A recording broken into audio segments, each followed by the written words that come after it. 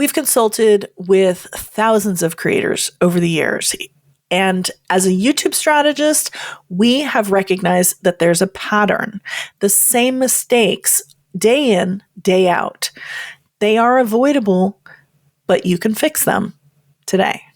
Hey, welcome to the Video Creators Podcast presented by vidIQ. You know how you put a lot of time and energy into your YouTube channel for not nearly enough growth?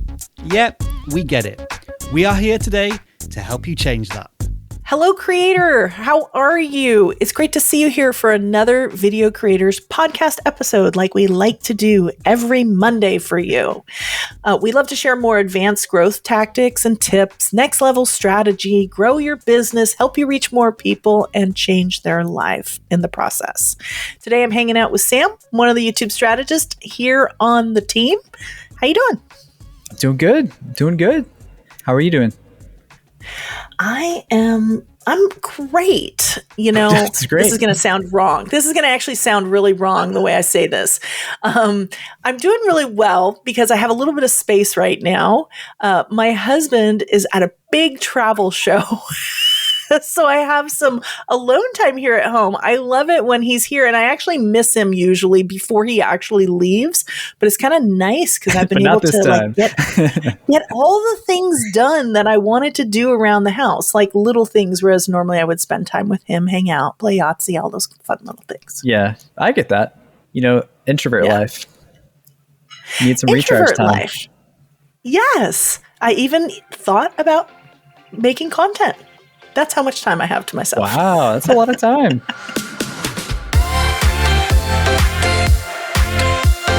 Every week, we love to bring what we call a creator spotlight to you. And this week, Blake sat down and talked to Brian Riggins. And he has this really cool YouTube channel called An Alaska Homestead. We leave the links for you in the description in case you want to check him out. But I think the thing that was really curious is he got his start on YouTube very much like Tim and his channel. And it has also evolved into something totally different. Let's find out a little bit more. So before I heard of video creators and Tim, our stories is kind of the same. People started commenting on the videos, and I'm like, who are these people? Why are you watching these videos? So once I figured out that, you know, other people watch the videos and that they started to enjoy the videos, I thought to myself, well, you know, if people are enjoying them, then we'll just start focusing on making more videos that people enjoy watching. So that's what we do. Cool. So I guess in terms of what you're doing now too, like what is kind of like the value you want to like deliver to your audience? Like I know we talk about value proposition quite a bit in that and in Video Lab. So what does that look like for you for your channel? So I have my value proposition is mixed because my demographics is like from 40 to 65 plus. And, but I'm also trying to shoot and target the younger audience out there to show them that living an off-grid life where you're more, you know, self-sufficient and able to grow and hunt and fish for your own food is pretty practical. Right. And it's very enjoyable because you get to reap all the rewards of your own labor. So that's who I'm pushing it out to, is just like a model of, hey, you know, if I can do it, anybody can do it. And you know, it's a very rewarding lifestyle. So, in terms of your channel, what are some roadblocks I guess you kind of ran into as a creator? That's a good question, and it's probably me. I've probably been the biggest roadblock. You know, not focusing on what I wanted to do more so than what my audience has wanted me to do. Yeah.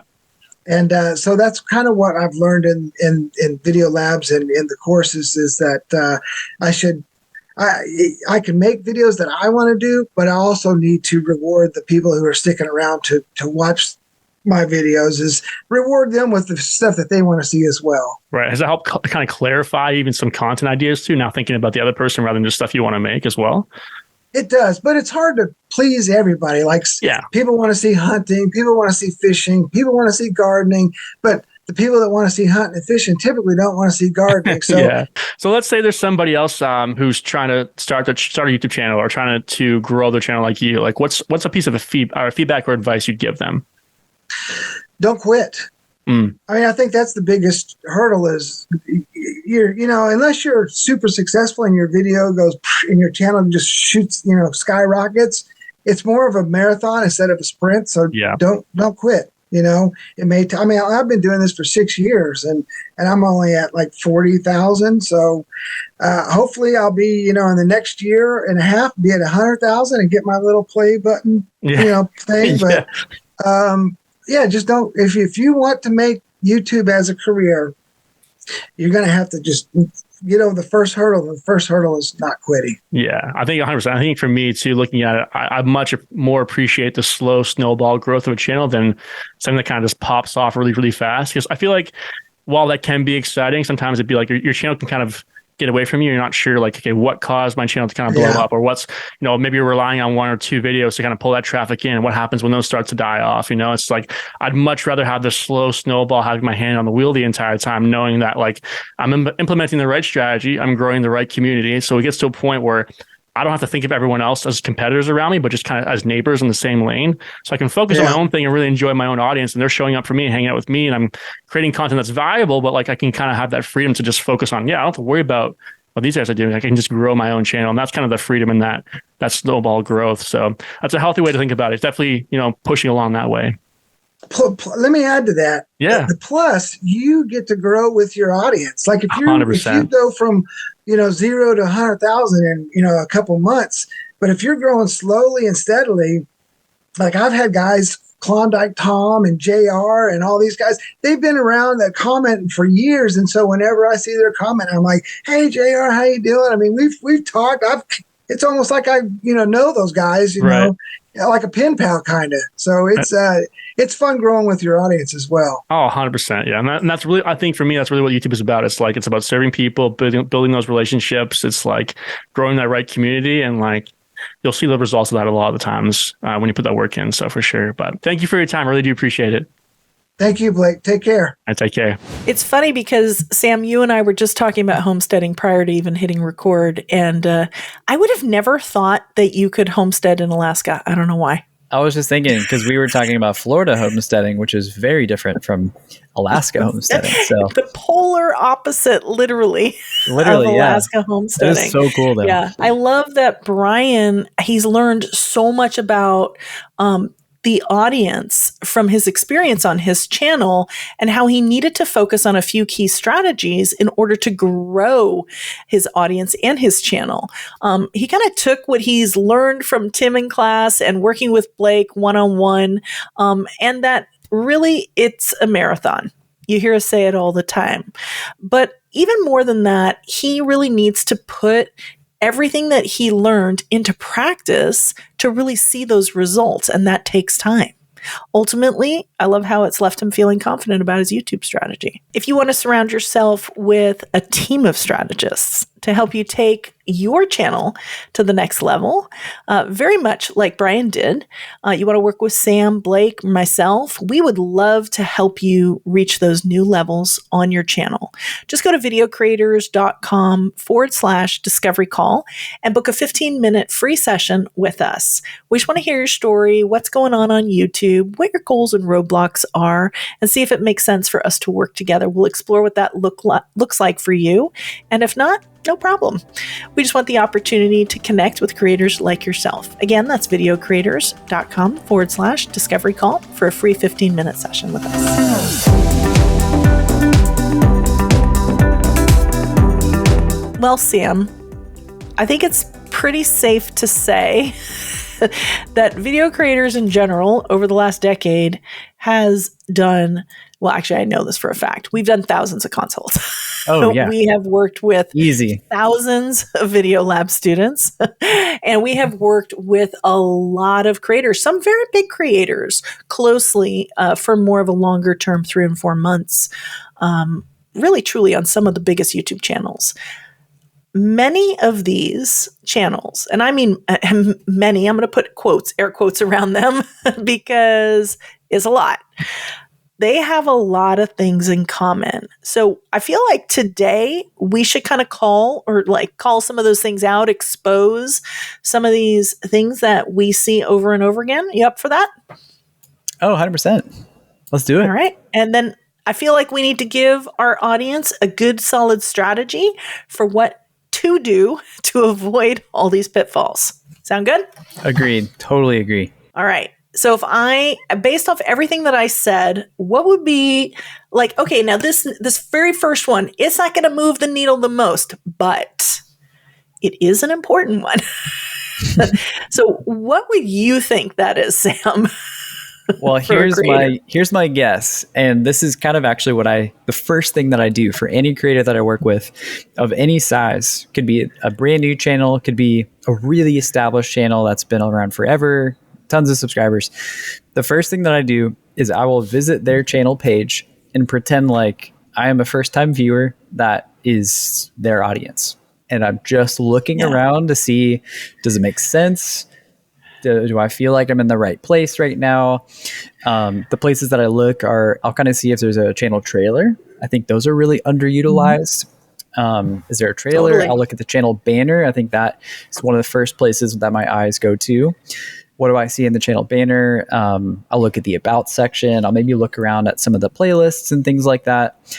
But I kind of put myself in the shoes of that viewer who maybe maybe they watched one or two videos. They're kind of, their interest was piqued and they're like, yeah, I'm going to go check out the channel and just see, is this for me? Because usually that's kind of when that decision is made of to subscribe or not.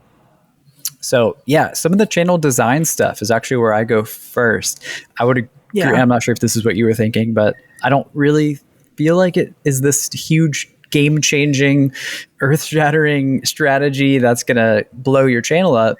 But at the same time, I think there's some pretty important pieces there. Yeah, and I think it totally. And it's funny because I do the same thing. This is one of the first things that I do with a lot of creators. And everything that you just said, there's a couple, coming at it from a practical standpoint. Okay. So before I even knew this was even a thing, that really optimizing my whole channel design was a thing.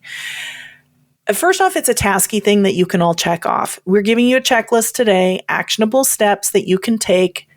Create a banner that's about me, the viewer, not you.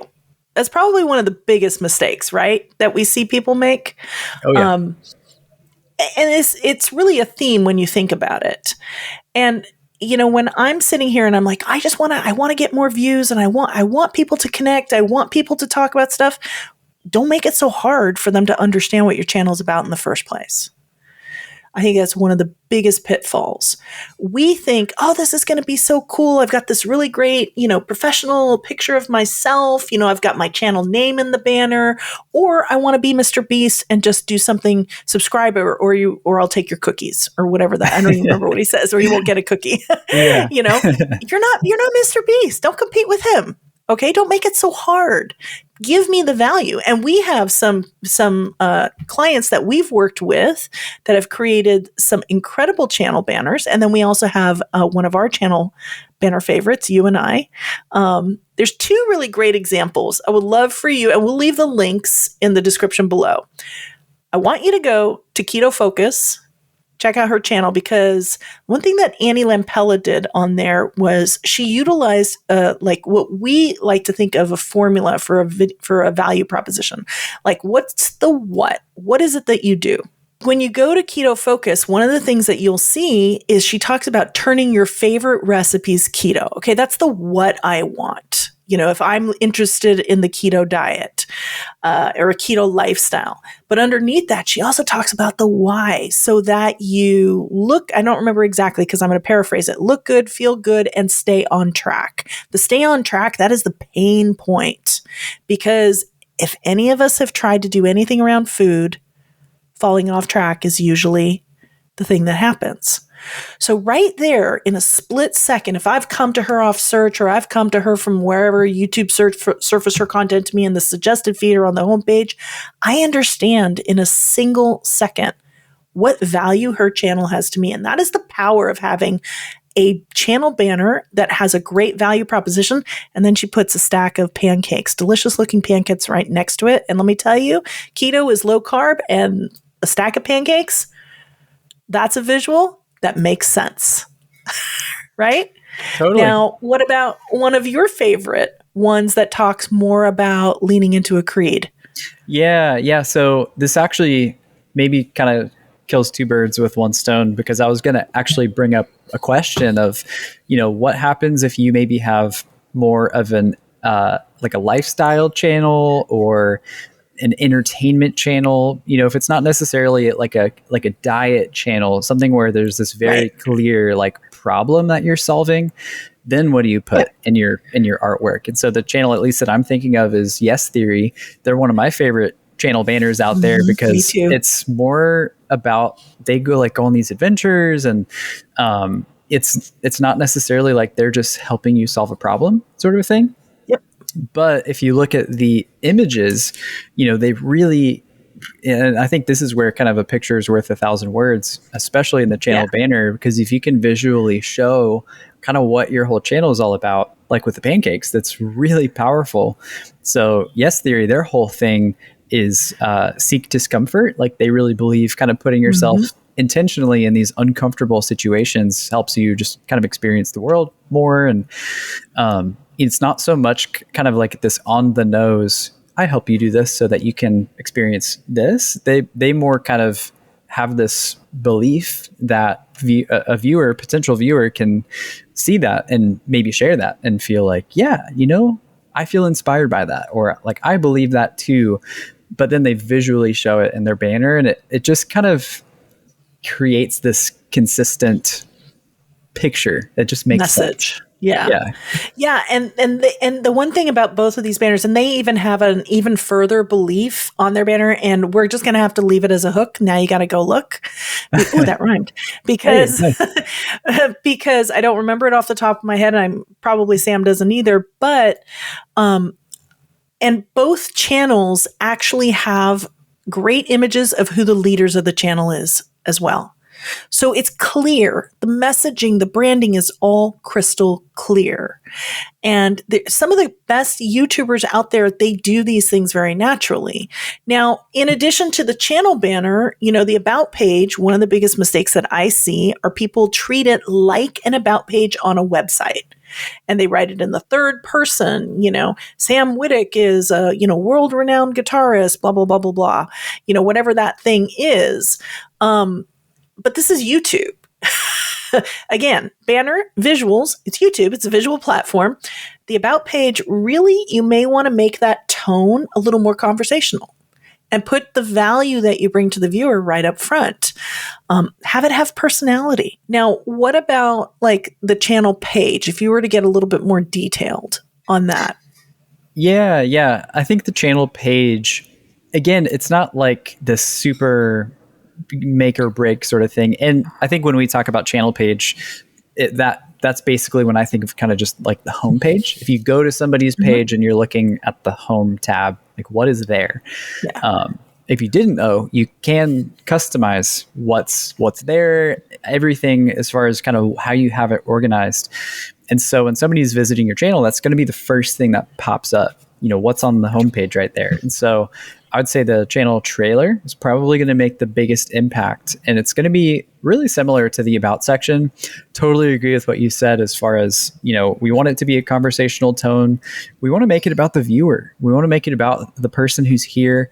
It is helpful to have maybe a little bit of an introduction as to who I am, but if the focus of that trailer is just kind of short and concise, I imagine for like a keto focus sort of thing, really focusing on you. Like maybe I know what it's like to be on a keto diet and maybe feel like you can't enjoy the food that you love, but this is why I'm helping you do this thing. Like you can really focus it on the viewer. That'd make a great channel trailer. And sometimes that's the thing that gets somebody to feel like, this is right for me. It's kind of that confirmation.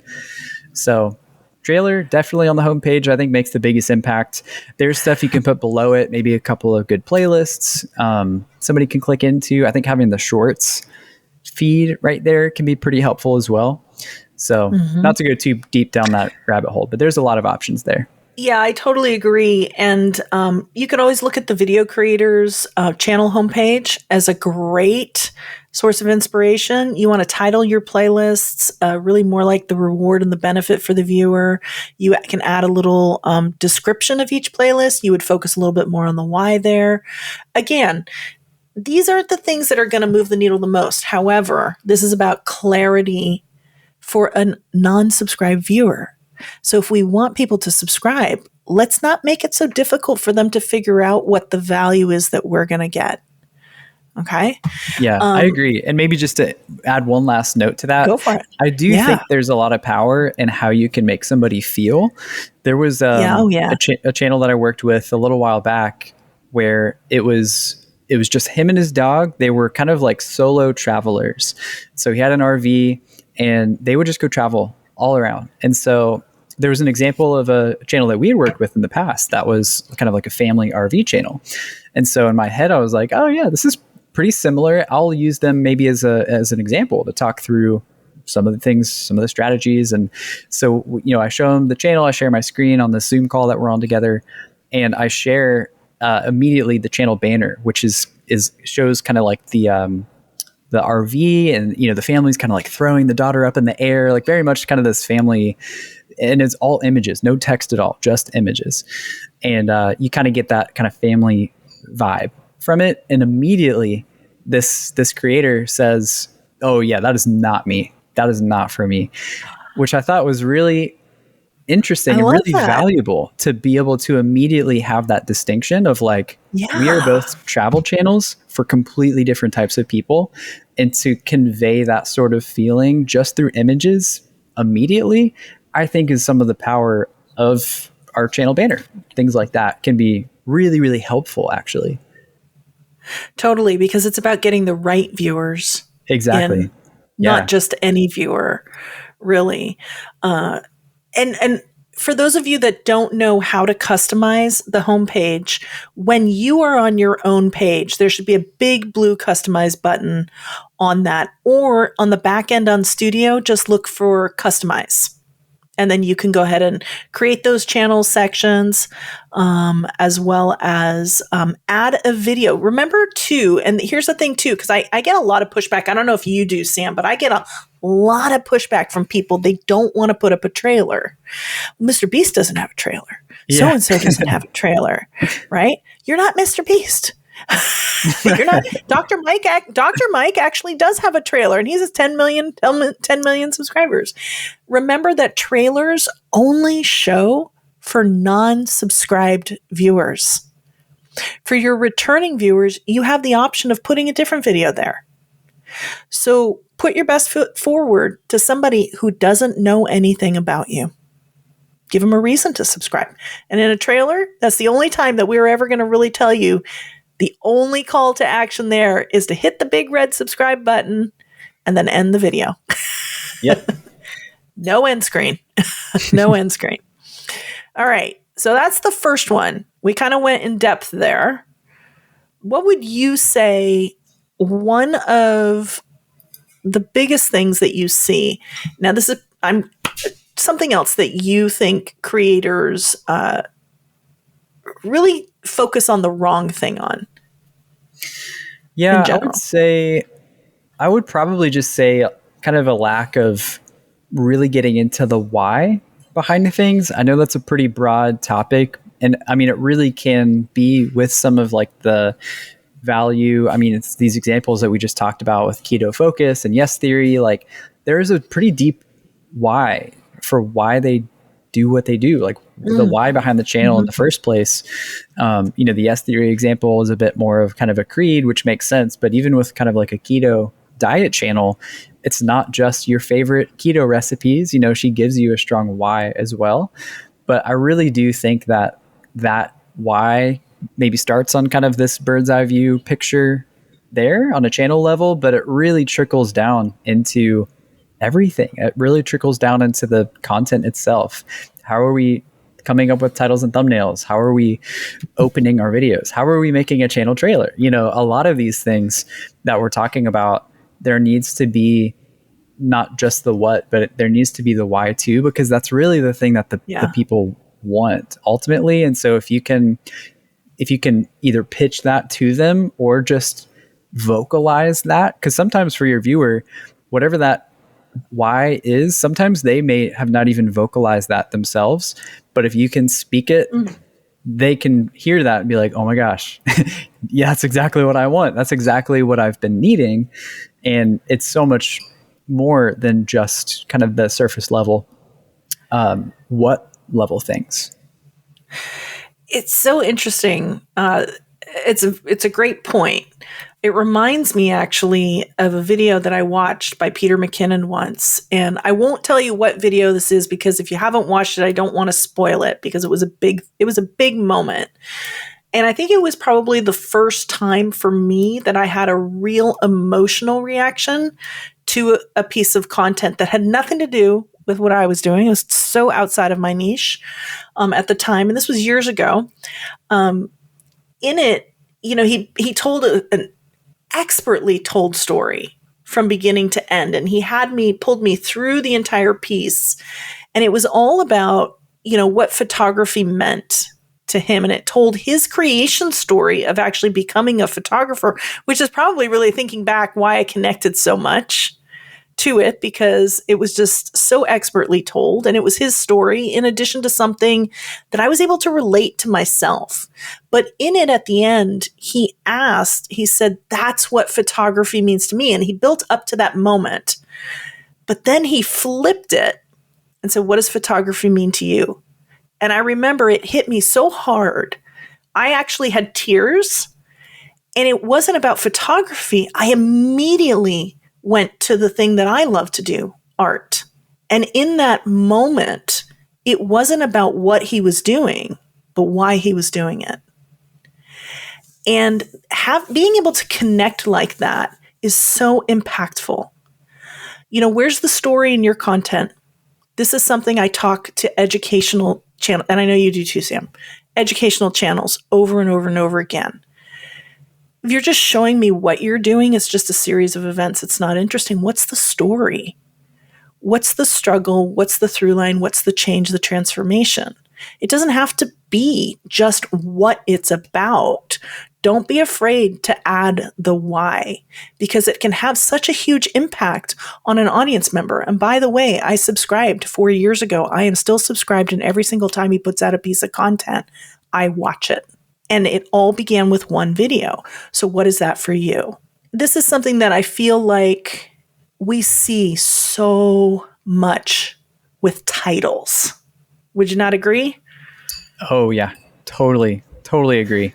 What would be something that you could give somebody listening that's a practical flip from switching to a what title to something that is more maybe intriguing and a little bit about why it matters? Yeah, I have a thought there, but I do want to I had another thought on kind of what we were just talking about that I wanted to share real quick.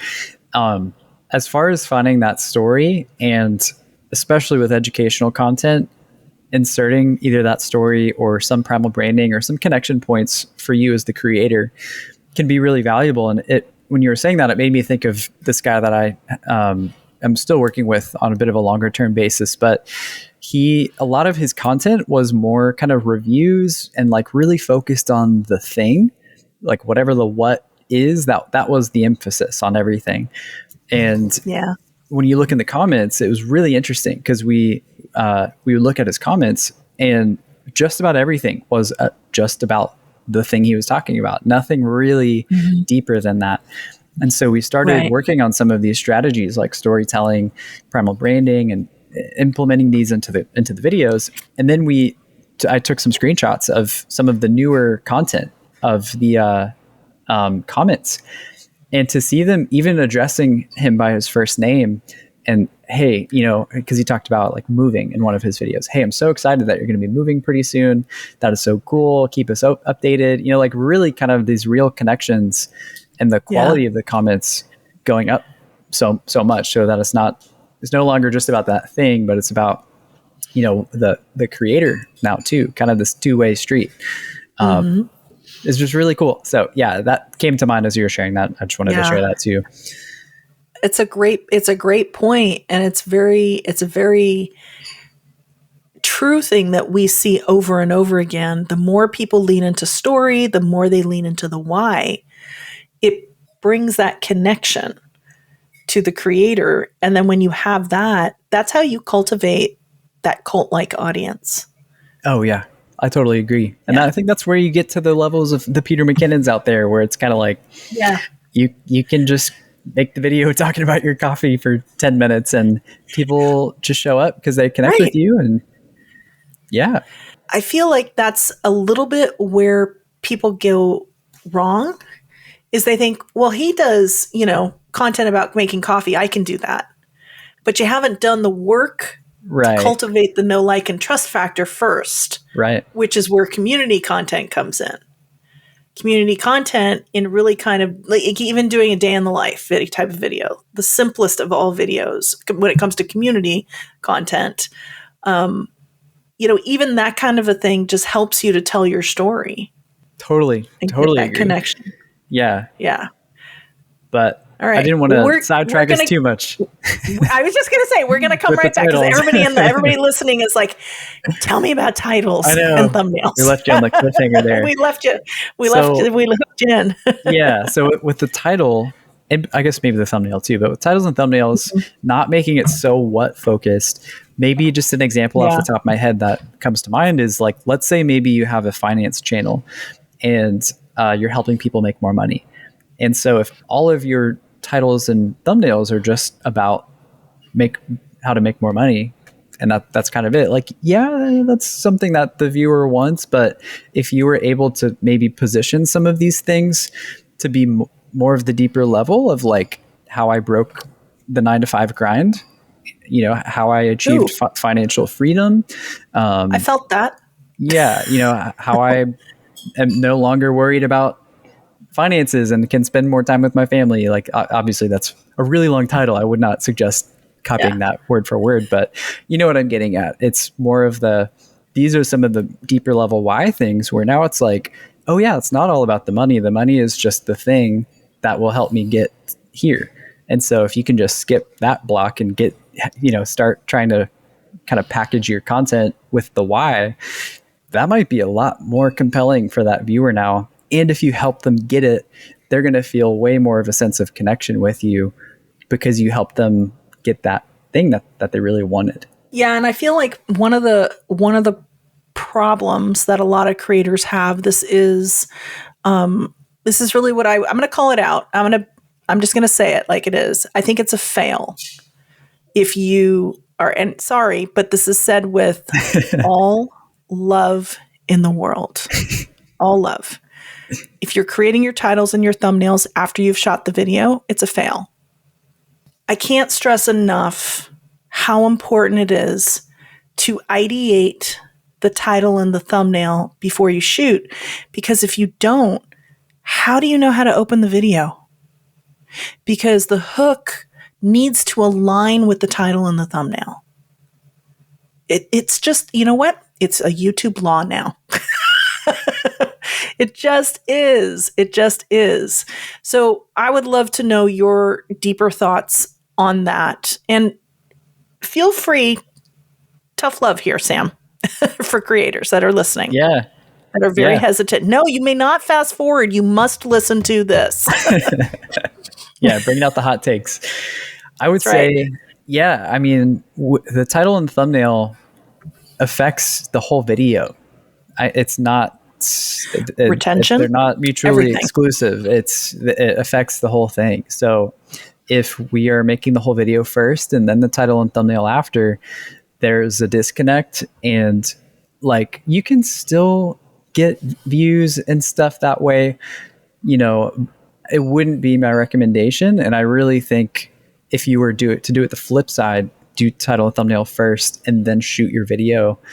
Title, thumbnail, and then write the script for your video, not even shoot it next. But you kind of need that to do everything else as effectively as possible. And I think maybe an underlying message that we're giving today that's really tying a lot of these things together is consistency and clarity, because whether it's on like the channel design level, but then also the videos themselves, there really needs to be this cohesive thread that's pulling it all together, so that if it starts with the title and thumbnail, the opening hook is immediately affected by that. If we can kind of maximize our potential there, so many more viewers are going to move into the next part of the video, to the meat of the content.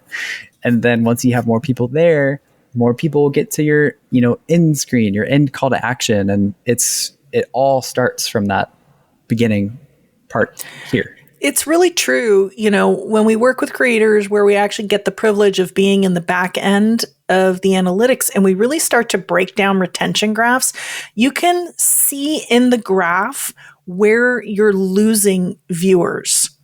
And you can see they're not connecting with what you propose in the title and the thumbnail. And it's funny because we identify patterns really quickly when we start looking at a lot of retention graphs. We put them into spreadsheets so that we can see them all next to each other versus going from tab to tab to tab. Yes, you heard that. Yes, if you don't like analytics, I know I probably lost you, but we get really geeky about that. And one of the patterns that is really clear, doesn't matter what the channel is, doesn't matter what the niche. But if you reveal what the problem is, the moment your viewer gets to that in your title and your thumbnail, and you talk about it in your hook, and if you're not crafting those together and you make the mistake of revealing what's going on, the moment you get to in your video, I guarantee you have consistent abandonment from that point forward.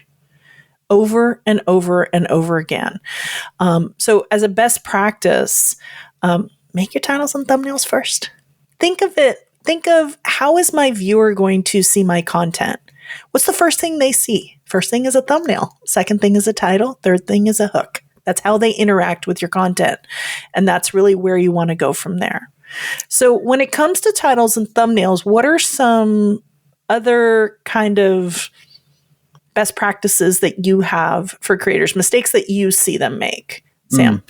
Yeah, first one that comes to mind is probably titles that are too long, ones that get truncated. So you'll see it, if you see some long titles, you'll see it gets cut off and then it has kind of the ellipses, the dot, dot, dot. And you have to hover your mouse over it for a couple of seconds to actually see the whole title.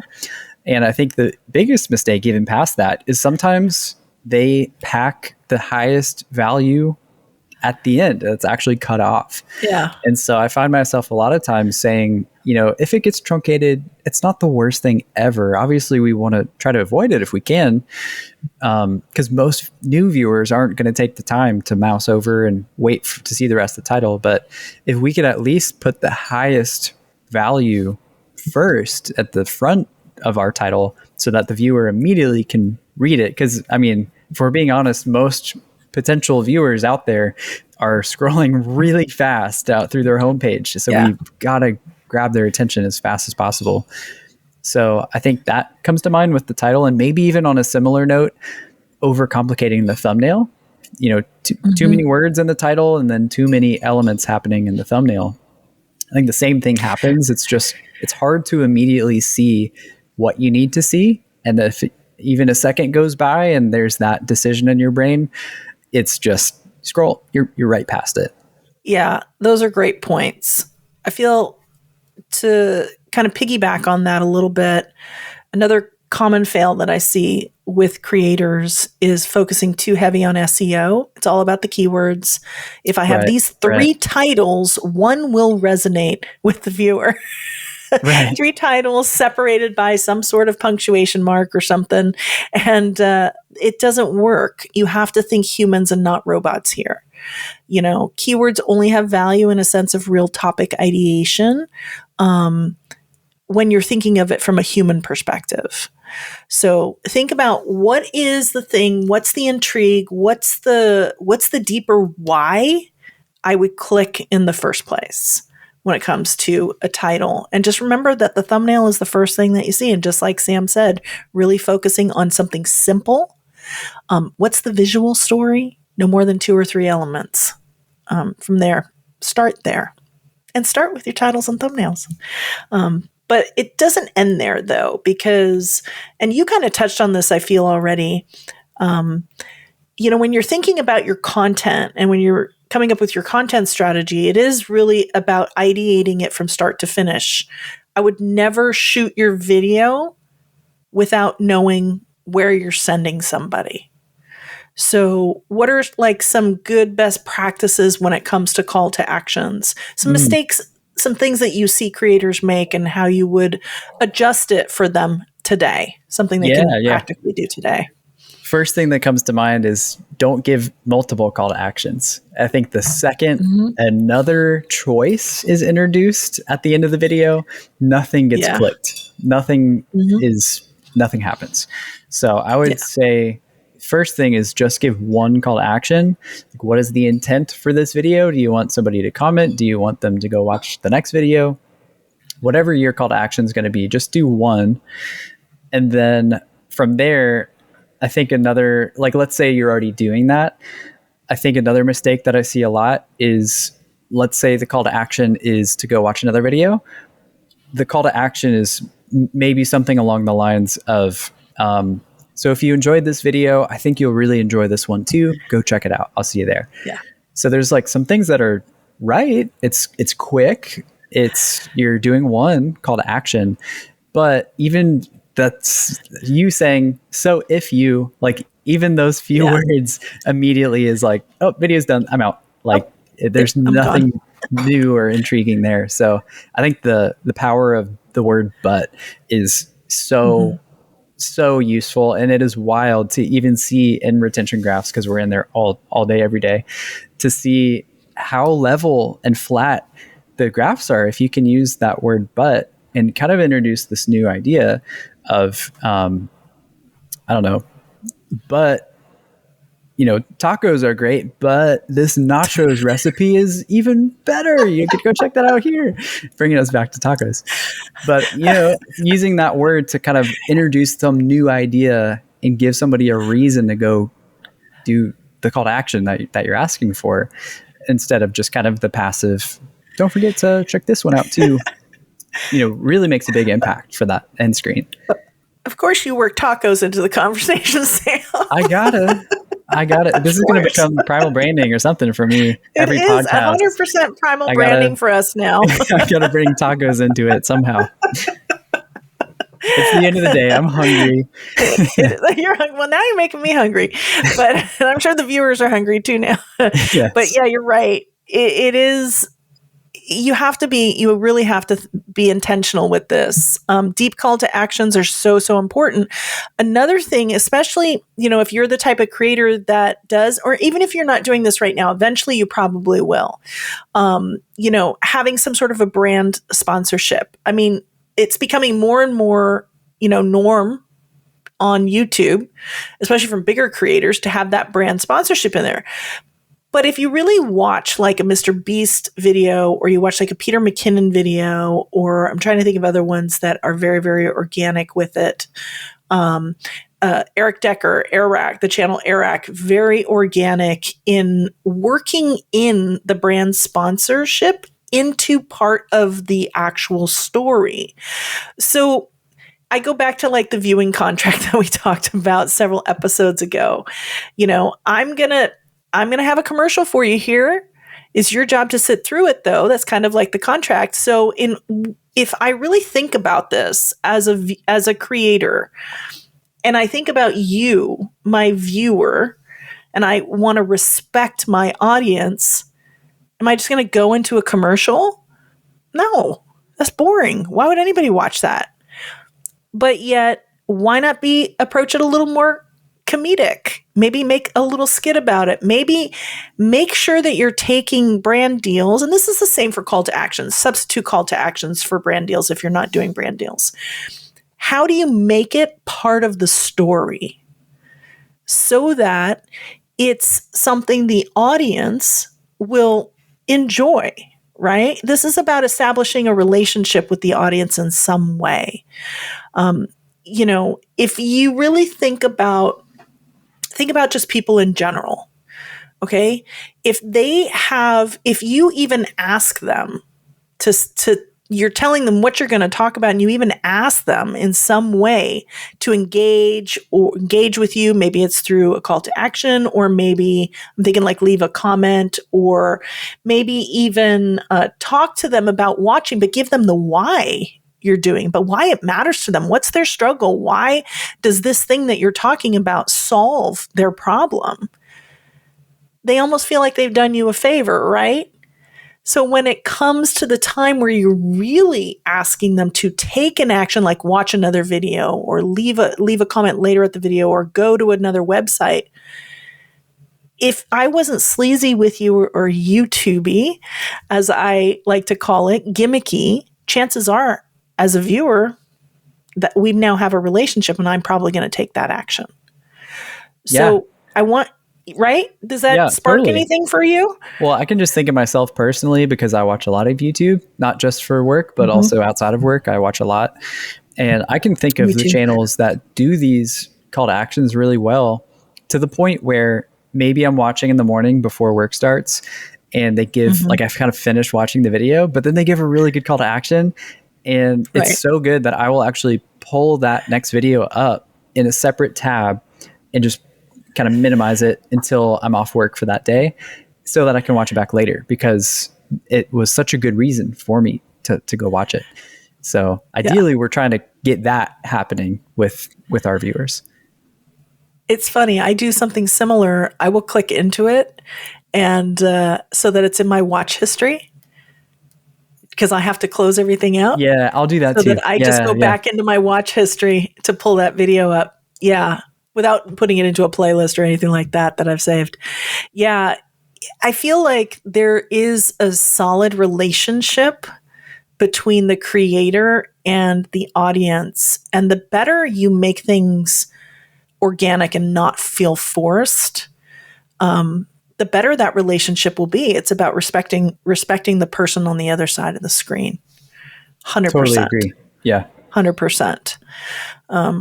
But, really, when you think about it, I mean, these are just a few examples. Of course, there are a few more, but we can't talk about everything today. But it really isn't just one thing. And that's really the key that I want you to remember. Ultimately, you are crafting your content for your audience, a specific viewer. Best rule of thumb, truly sit through your video. Would you take action on anything that we said? Honestly, ask yourself that. If you hesitate in any tiny little way internally, you don't have it. Just keep at it. You'll get there.